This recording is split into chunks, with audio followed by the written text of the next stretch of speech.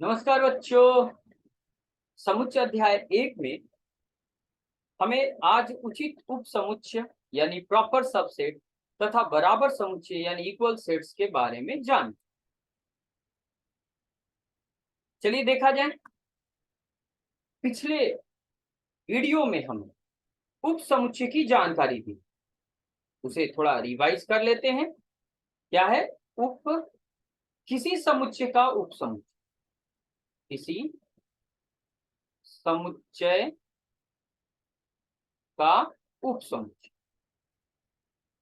उप समुच्चय का जिक्र जब भी होता है तो हमेशा किसी समुच्चय के सापेक्ष में होता है, यानी कि पहले से मान लेते हैं एक समुच्चय दे रखा है, दो समुच्चय दे रखी, जैसे एक समुच्चय है जिसके सदस्य 1, 3, 5, 7 है, 4 सदस्य हैं, और एक समुच्चय और दे रखा है जिसमें 1 और 3 दो ही सदस्य। तो किसी समुच्चय के उप समुच्चय से हमारा मतलब होता है अगर दो समुच्चय दिए गए हैं तो उन दोनों के की तुलना करना, ये देखना कि क्या एक समुच्चय के सारे सदस्य दूसरे में उपस्थित है कि नहीं, क्योंकि उप समुच्चय का मतलब यही होता है। अगर एक समुच्चय या दो समुच्चय में से किसी भी समुच्चय के सारे सदस्य दूसरे समुच्चय में उपलब्ध हो तो पहले समुच्चय को दूसरे का उप समुच्चय कहते हैं। आप देख सकते हैं समुच्चय बी में दो सदस्य 1 और 3 दिख रहे हैं, जबकि समुच्चय ए में 1, 3, 5 और 7 4 सदस्य दिख रहे हैं। यहाँ हम देख पा रहे हैं और समझ पा रहे हैं कि ये दोनों सदस्य समुच्चय ए में भी उपलब्ध हैं। ये छोटा वाला समुच्चय दिख रहा है, ये बड़ा दिख रहा है, तो ये छोटा समुच्चय का सारा सदस्य बड़े समुच्चय ए में उपलब्ध है, तो हम इसी छोटे समुच्चय को ए का उप समुच्चय कहेंगे, पहले का बड़े का उप समुच्चय कहेंगे, और बड़े वाले को कह देंगे अधि समुच्चय। अधि समुच्चय, ठीक, अधि समुच्चय कहेंगे। कैसे भैया? क्योंकि ये बी के सारे सदस्य ए में हैं, तो बी को उप समुच्चय से ऐसे लिखते हैं, बी उप समुच्चय है ए का। संकेत पर ध्यान देंगे, यह संकेत समुच्चय के लिए, उप समुच्चय के लिए होता है। एनसीईआरटी की किताब में अगर आप देखेंगे तो उप समुच्चय का संकेत ये प्रयोग में लाया जाता है, जबकि हम इसको दूसरे काम में लाएंगे, अभी देखिएगा वही चीज हमें यहाँ पढ़ना। तो ये इस उप समुच्चय के बारे में ध्यान रहे, हमने जो बताया है एक समुच्चय के सारे सदस्य अगर दूसरे समुच्चय में उपलब्ध हो तो पहले को दूसरे का उपसमुच्चय करता है। इसे ऐसे लिखते हैं बी उपसमुच्चय ए के, क्योंकि बी का सारा सदस्य ए में उपलब्ध है। जरूरी नहीं है कि ए के सारे सदस्य बी में हो, ठीक है। तो बी के सारे सदस्य ए में है ऐसे हमेशा देखा जाता है। तो चलिए उपसमुच्चय का थोड़ा रिवीजन हो गया, और उचित उपसमुच्चय और बराबर समुच्चय के बारे में देखा है। इसके लिए हमें उप समुच्चय के उस संकेत का प्रयोग करके एक उदाहरण लेना पड़ेगा। मान लेते हैं कि बी उप समुच्चय ए का, ये कथन लिखा हुआ, उदाहरण नहीं दिया, बस लिखा हुआ है। ऐसे कथन में हमेशा आपको ये समझना है कि बी के सारे सदस्य ए में उपलब्ध है। जो भी सदस्य है बी में, जो भी बैठा हो, जो भी सोया हो, जो भी लेटा हो, मैटर नहीं करता, बी में जो है वो ए में होना चाहिए, तो बी को ए का उप समुच्चय। यहाँ दो चिन्ह है बंधु, ध्यान से देखिए, एक ये सी जैसा और एक ये बराबर वाला। यह जो संकेत है यह दो संकेतों के मिलने से बना है। अब जरा देखिए, यह पूरा कथन, ये जो पूरा है इसको कथन कहेंगे गणित में। कथन माने स्टेटमेंट, स्टेटमेंट कहेंगे, ठीक है। स्टेटमेंट कथन क्या है? दो कथनों के मिलने से बना है। पहला कथन है ये वाला सी वाला संकेत के साथ, और ये जुड़ा हुआ रहता है या शब्द से, किससे? बी बराबर ए। दो कथन ये इन दोनों को मिलाकर ये बना, और ये बिल्कुल किसकी तरह काम करता है? जैसे याद कीजिए, जैसे हम लिखते हैं कि एक से छोटा या बराबर है वाई से, ठीक ऐसा ही संकेत का मतलब यहाँ भी होता है। छोटा का चिन्ह देते समय नुकीला दिखाते हैं, और सबसेट का उप समुच्चय का संकेत देते समय गोल दिखाते हैं। ये फर्क समझिएगा। तो नंबर में हम दिखाते हैं कि या तो कोई नंबर दूसरे से छोटा है या बराबर, ऐसे लिखते हैं। ठीक उसी तरह या तो बी ए से छोटा है या बराबर है, तो छोटा वाला अलग, बराबर वाला अलग, याद रखिए। दोनों एक साथ कभी लागू नहीं होता, या तो छोटा होगा या बराबर होगा, छोटा और बराबर कभी नहीं। इसलिए या शब्द आता है दोनों को जोड़ने के लिए। अब दोनों को समझिएगा, यही चिन्ह जो दिख रहा है आपको, इसी चिन्ह को उचित समुच्चय का चिन्ह कहते हैं। इसे कैसे पढ़ते हैं? का एक उचित उप समुच्चय है का एक उचित उप समुच्चय, यानी बी ए का एक उचित उप समुच्चय है। और इस संकेत से तो परिचित है ही, बराबर का चिन्ह है, यानी बी बराबर है ए का, ए से, ए के, यस। अब ये उचित उप समुच्चय का मतलब क्या हो गया, किस स्थिति में हम उप समुच्चय को उचित उप समुच्चय कहते हैं। याद रखिए, ये भी उप समुच्चय कहलाता है, ये भी उप समुच्चय। ये उप समुच्चय का उचित वाला हिस्सा है और ये उप समुच्चय का बराबर वाला हिस्सा है। अब यहाँ आपको समझना होगा कि कब उचित उप समुच्चय कहते हैं। देखिएगा ध्यान से, उदाहरण के जरिए। मान लीजिए ए समुच्चय है जिसमें सदस्य है 2 4 6 और 8, चलिए। और बी समुच्चय है जिसमें सदस्य है 6 और 8। आप समझ पा रहे होंगे कि बी के सारे सदस्य ए में है ना, तो बी तो ए का उप समुच्चय हो गया। लेकिन कौन वाला, जब उप समुच्चय छोटा हो, अधि समुच्चय बड़ा हो। यहाँ आप देख पा रहे हैं, अधि समुच्चय ऊपर वाला है, उप समुच्चय नीचे वाला है, तो वो छोटा हो और ऊपर बड़ा हो। जब ज्यादा सदस्य रखो, बड़ा मतलब उप समुच्चय कम सदस्य रखा हो, तो अधि समुच्चय ज्यादा सदस्य रखा हो, तो ऐसे छटंकी उप समुच्चय को ही उचित उप समुच्चय कहते हैं, छोटे वाले। यहाँ हो क्या रहा है उस बात को तो पहले यहाँ समझा जाए। यहाँ क्या देख पा रहे हैं, बी के सारे सदस्य ए में है, तो हम कहेंगे बी उप समुच्चय ए का। लेकिन तथा लिखे, तथा ए के सारे सदस्य बी में नहीं है, बी के सारे ए में है, ए के सारे बी में नहीं है, तो हम कहेंगे ए उप समुच्चय नहीं है बी का। तो उचित उप समुच्चय का मतलब यही होता है। इसे उप समुच्चय के संकेत में ही लिखते, देखिए बराबर के साथ लिखा है। उचित उप समुच्चय का मतलब यही होता है, एक तरफा उप समुच्चय बने, दोनों तरफ से नहीं। बी ए का उप समुच्चय है तो ए बी का नहीं होना चाहिए, ऐसा, तभी जाकर ये छोटा बड़ा का मतलब निकलता है, यानी छोटा बड़ा कहते हैं, यानी जो देखा उसके आधार पर। यहाँ पर क्या होता है, सदस्यों की संख्या का हिसाब किताब लगाए तो हमेशा उप समुच्चय में सदस्यों की संख्या कम और अधि समुच्चय में सदस्यों की संख्या ज्यादा होती है, ये भूले मत, ये भूले मत।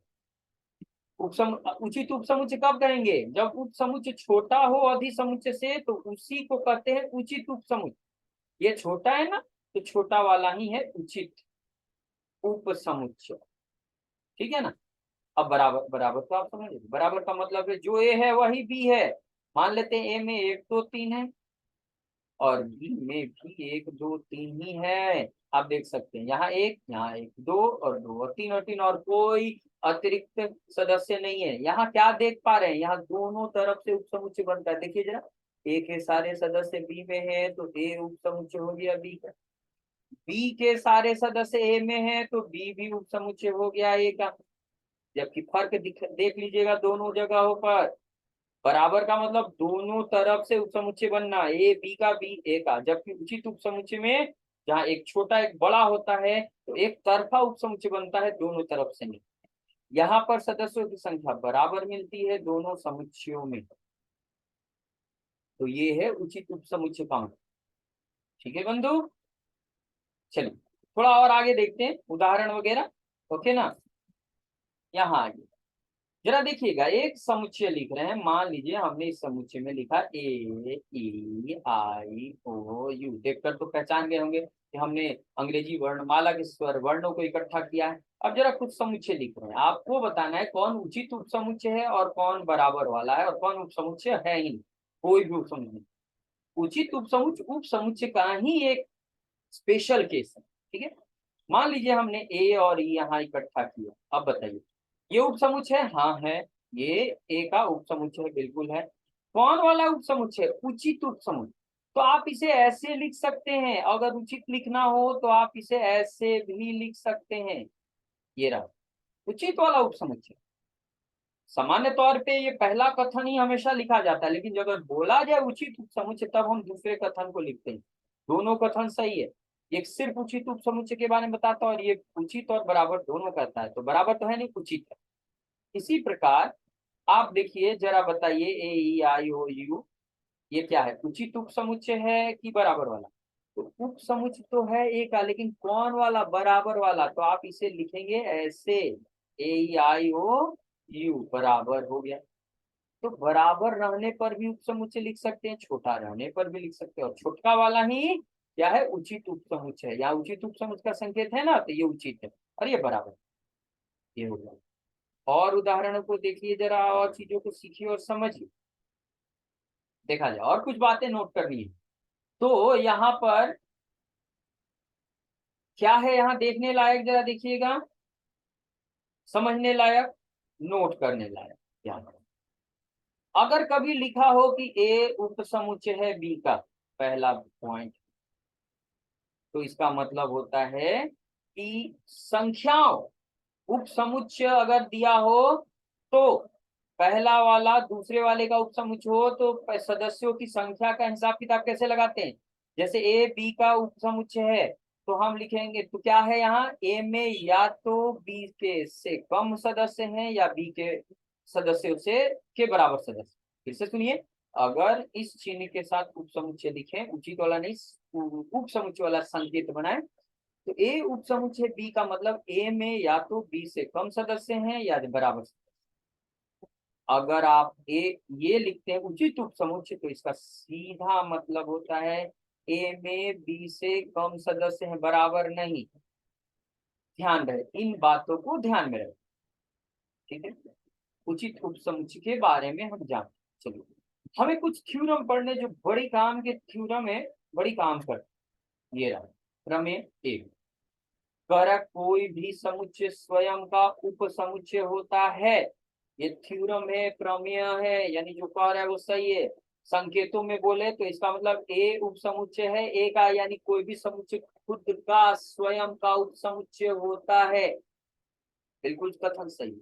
उदाहरण से अगर आप इस चीज को देखना चाहो, तो चलिए एक किसी समुच्चय का जिक्र किया है, मान लीजिए हमारे पास है 3 5 7 संग्रह किया हुआ एक समुच्चय ए।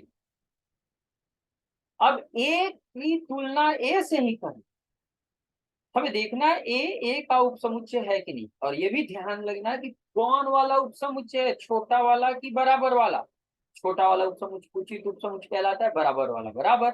तो ए की तुलना ए से करनी है, तो इसलिए हम आपको समझाने के लिए फिर से ए लिख दे रहे हैं, लिखना जरूरी नहीं है फिर। तो हमें देखना क्या इस ए के सारे सदस्य ए में है? हाँ भाई, क्योंकि हम बोल सकते हैं ए के हर एक सदस्य ए में उपलब्ध है, तो ये कथन गलत है क्या? कभी उपलब्ध है, तो कथन ऑलवेज सही है, गलत नहीं है। यानी ए उपसमुच्चय हो गया ए का, क्योंकि ये उपसमुच्चय की परिभाषा का पालन कर, लेकिन कौन वाला उपसमुच्चय? ये बराबर वाला, छोटा वाला तो हो नहीं सकता। तो कोई भी समुच्चय स्वयं का उपसमुच्चय होता है, इसमें कोई शक नहीं, दो राय।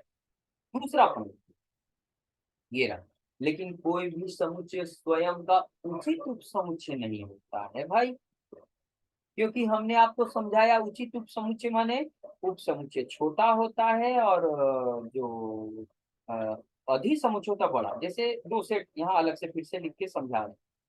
ये एक समुच्चय है, ये दूसरा समुच्चय है।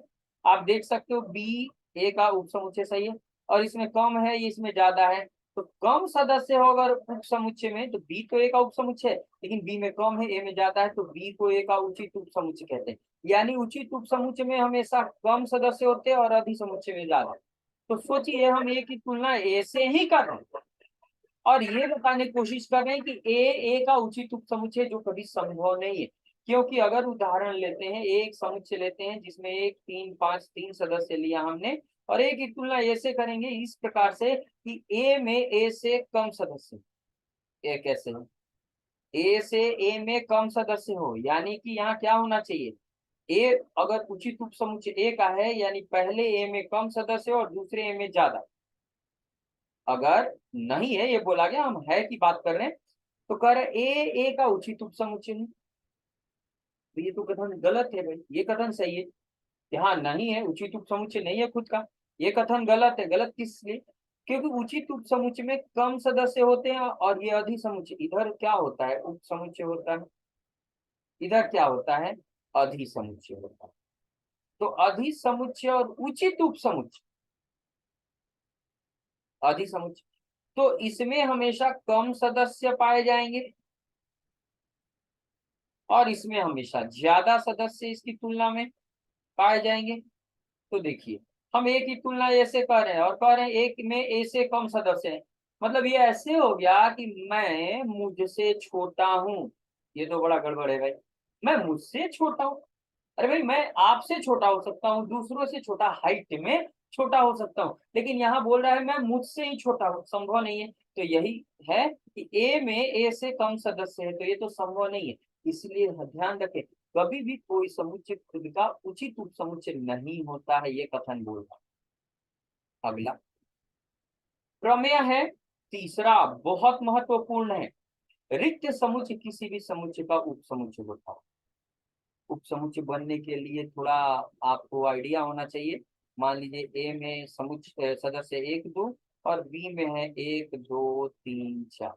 आप देख पा रहे हैं ए के सारे सदस्य बी में है, तो ए के उपसमुच्चय कहलाएगा बी का। यानी उपसमुच्चय होने के लिए इसके सदस्य इसमें उपलब्ध होना जरूरी है। ये तो रिक्त समुच्चय बंधु, रिक्त समुच्चय वो होता है जिसमें कोई सदस्य नहीं होते हैं। ठीक, और हम कह रहे हैं इसका उपसमुच्चय यानी इसके सारे सदस्य इसमें होने चाहिए, तो है ही नहीं। तो देखिए, ये प्रमेय सीधा सीधा नहीं प्रमाणित किया जाता है। यह प्रमेय सीधा सीधा नहीं प्रमाणित किया जाता है, बल्कि इसके लिए विरोधाभास का प्रयोग किया जाता है, जिसे कॉन्ट्राडिक्शन कहते हैं अंग्रेजी में। कॉन्ट्राडिक्शन यानी विरोध, डिक्शन यानी विरोध जताना, विरोध करना, जो कह रहा है उसका विरोध करना। कथन पर ध्यान देंगे, रिक्त समुच्चय किसी भी समुच्चय का उपसमुच्चय होता है, ये बोला। हम इसका विरोध करते चले। यदि संभव, ऐसे लिखते हैं, जरा देखिएगा, यदि संभव हो तो माना। विरोध करने का मतलब क्या है, जो वो कह रहा है वो गलत है।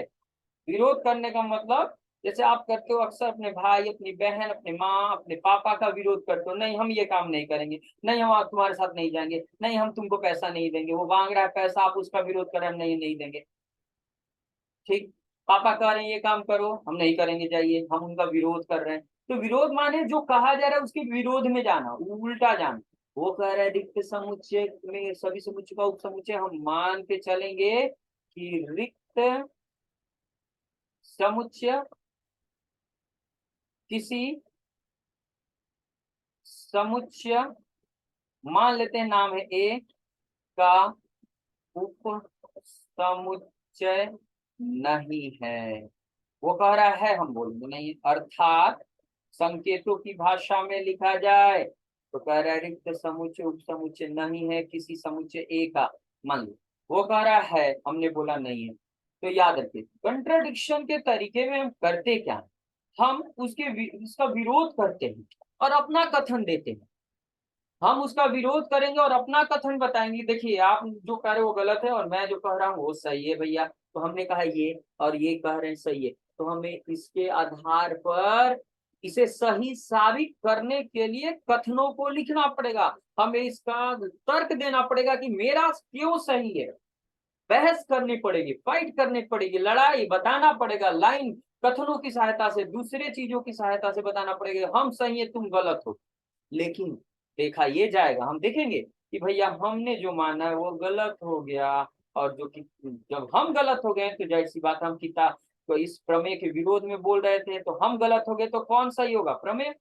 दो के बीच तुलना है भाई, प्रमेय और मेरे बीच। मैंने माना कि भैया प्रमेय तुम गलत हो, यानी पाई ए का उप समुच्चय नहीं है, हमने माना। तो इसके आधार पे हम जो भी तर्क देंगे उससे सही सही परिणाम निकलना चाहिए। अच्छा, आप जरा याद कीजिए, एक समुच्चय हमने मना किया कि पाई ए का उपसमुच्चय नहीं है, तो कोई समुच्चय किसी का उपसमुच्चय कब नहीं होता, जरा ध्यान से देखिएगा। यहाँ एक सदस्य है, दो सदस्य हैं, एक और दो मान लेते हैं, और बी में है दो तीन चार, ये। तो बताइए ए बी का उपसमुच्चय होगा कि नहीं, छोटा हमेशा बड़े वाले का उपसमुच्चय होता है। तो ए बी का उपसमुच्चय होगा, तो आंसर है ना भैया, नहीं है उपसमुच्चय। ऐसा क्यों कहा आपने? क्योंकि देखिए उप समुच्चय बनने के लिए हर एक सदस्य का इसमें होना जरूरी है। यहाँ एक सदस्य ऐसा है जो बी में नहीं और इसी कारण से उप समुच्चय नहीं है। यानी इस समुच्चय में कम से कम एक सदस्य तो ऐसा मिलना चाहिए जो दूसरे में नहीं हो। फिर से सुनिए, यही लाइन प्रयोग करेंगे। पहले समुच्चय में एक सदस्य कम से कम जरूर ऐसा हो जो दूसरे में उपलब्ध नहीं हो, और इस आधार पे हम कहेंगे हाँ उप समुच्चय नहीं।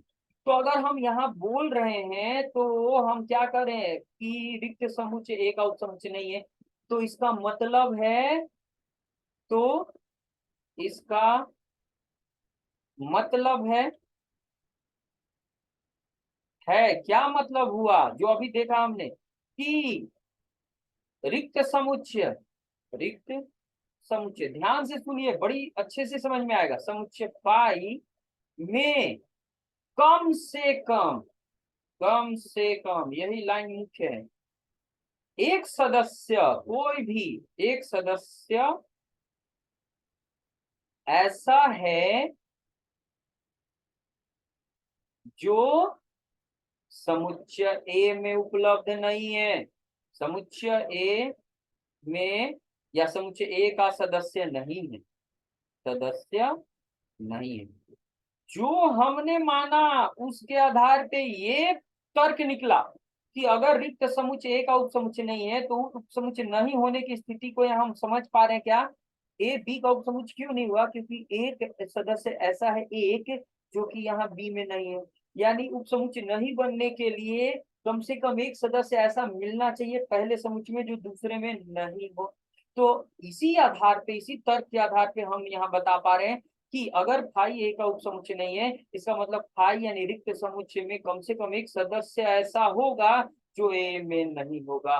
लेकिन इसका मतलब है फाई में एक सदस्य का होना जरूरी है। देखिए क्या करें, रिक्त समुच्चय फाई में कम से कम एक सदस्य ऐसा होना चाहिए, ऐसा लिख दे जरूर होगा, है जो समुच्चय में नहीं है। अरे लेकिन इससे तो रिक्त समुच्चय की परिभाषा ही खत्म हो जा रही है।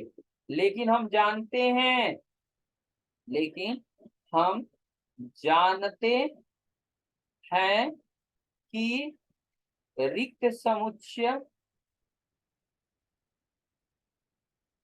पाई में एक भी सदस्य नहीं होता है किसी भी प्रकार का, एक भी सदस्य नहीं होता है। तो देखिए अतः हमारी मान्यता गलत हो गई। फिर से सुनिए, हम जो मान के चल रहे हैं उसमें फाई का सदस्य होना जरूरी हो जाता है, लेकिन फाई में कोई सदस्य होता नहीं है। हमारी मान्यता के अनुसार फाई में सदस्य होना जरूरी हो जा रहा है, लेकिन फाई की परिभाषा के अनुसार फाई में सदस्य होता ही नहीं। इसका मतलब है कि ये फाई में जो हम कह रहे सदस्य वो तो होगा ही नहीं। और सदस्य इसलिए आया क्योंकि हम ये मानकर चले हैं, तो सदस्य नहीं होगा, इसका मतलब ये भी नहीं होगा। यानी हमने जो माना है वो गलत माना है, अतः हमारी मान्यता गलत होगी। यानी यह एक विरोध पर पहुंच रहे हैं, हमारी मान्यता गलत है। अतः तो जो किताब कह रहा है, प्रमेय कह रहा है, वही सही है। और इस प्रकार रिक्त समुच्चय हर एक समुच्चय का उपसमुच्चय होता है, इस बात को ध्यान रखें। तो पूरे वीडियो को बड़े प्यार से, बड़े ध्यान से देखें, शुरू से अंत तक देखें। और अगर कोई तकलीफ हो, प्रॉब्लम हो, समझने में कठिनाई हो तो कृपया कमेंट करें। कोई प्रश्न हो तो जरूर कमेंट करें। चैनल अभी तक सब्सक्राइब नहीं किया तो प्लीज सब्सक्राइब करें, लाइक करें, शेयर करें, बेल आइकन क्लिक करना ना भूलें। बहुत बहुत धन्यवाद।